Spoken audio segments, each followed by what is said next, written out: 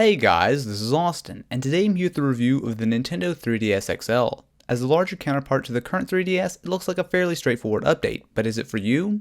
Taking a look around, you'll see the XL isn't half bad looking. Compared to the 3DS, it's got a clean design that looks right at home next to a DSi. It's definitely big and heavy, but it's got the Nintendo quality you would expect.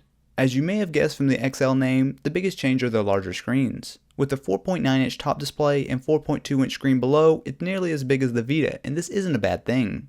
When you're using the 3D, it's a much more immersive experience than before.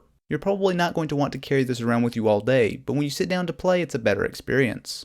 Speaking of gameplay, it's a 3DS. The XL plays the exact same games as the 3DS, and the software is identical, so here it's all about the bigger screen. In games like New Super Mario 2, you can notice more jagged edges, but for the most part, the added screen real estate makes the trade-off worth it.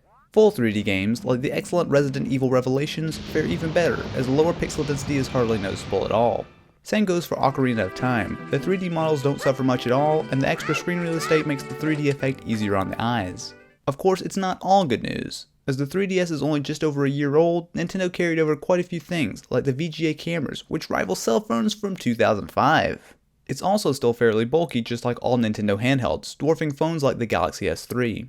For the most part, the software offerings are solid. The last year has seen the 3DS get non-stop improvements via firmware updates, and the ability to access Game Boy, Game Gear, and NES games through the Virtual Console is great.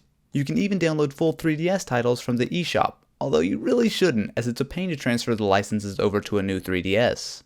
Battery life is somewhat better. I averaged about 4 hours of gameplay on a charge, which is a decent improvement over the 3DS. Another improvement is in the Stylus, which is now a proper size and back to the normal position on the right side.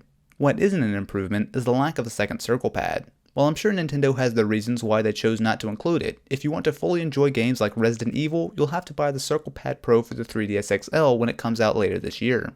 Overall, the 3DS XL is a solid improvement. With a year under its belt, the 3DS finally has some great games out, and while 3D is still mostly a gimmick, you can easily leave it off and enjoy it like a more powerful DS. The only reason I would recommend the 3DS over the XL is if the slightly more portable size is important to you, but otherwise the Nintendo 3DS XL is the one to go for.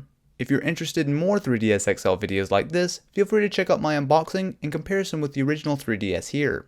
If you enjoyed, be sure to leave the video a thumbs up, and if you're interested in more videos like this, be sure to subscribe.